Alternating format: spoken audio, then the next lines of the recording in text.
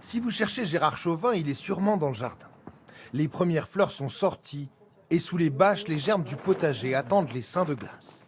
Mais désormais, il s'inquiète à l'arrivée du printemps. Les périodes de sécheresse, voire de canicule, sont récurrentes. On est en droit de se poser des questions et de craindre le pire quand on voit arriver les beaux jours, quoi. Après la sécheresse de l'été, cet hiver fut parmi les plus secs jamais enregistrés. Alors il a opté pour une solution, stocker un maximum d'eau dès les premières gouttes. J'ouvre le truc, hop, et ça se remplit. En tout, il dispose d'une réserve de 3000 litres d'eau de pluie, grâce à 5 bacs de récupération, dont celui-ci, que la mairie lui a confié pour 20 € seulement. Une aide en cas de sécheresse et une petite économie. Chaque mètre cube que j'arrosais le jardin, je payais la taxe d'assainissement. C'est idiot de payer de l'eau quand on peut en avoir, disons, gratuitement. Pour lutter contre la sécheresse et trouver de l'eau, la ville a mouillé le maillot. À la moindre averse, sous sa pelouse synthétique, ce stade fait des réserves.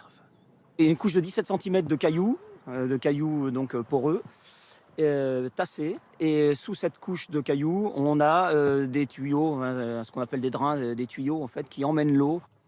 Elle est ensuite stockée dans cette cuve de 120 000 litres, puis envoyée directement dans les réservoirs des espaces verts.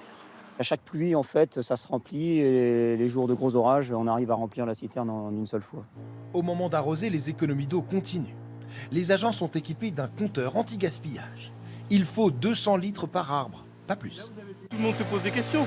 C'est pas normal qu'en plein hiver, il y a des départements qui soient déjà en restriction. Alors qu'avant, on n'en parlait jamais causé. Mais pourquoi ne pas aller plus loin? Dans cet immeuble en plein cœur de Grenoble, les panneaux solaires ne font pas que de l'électricité. Ils permettent aussi à l'eau de pluie de ruisseler avant d'être canalisée et filtrée. Elle part après dans une chaîne de traitement avec un filtre à charbon actif et d'autres séquences de traitement qui servent à la potabiliser. Un premier passage dans les douches et les lavabos, puis elle est traitée une deuxième fois pour finir dans la chasse d'eau des 62 logements sociaux. Objectif, réduire des 2/3 la consommation d'eau. Mais les réticences restent fortes à la réutilisation. Ici, il a fallu 9 mois d'études pour démontrer que l'eau de pluie traitée était de bonne qualité.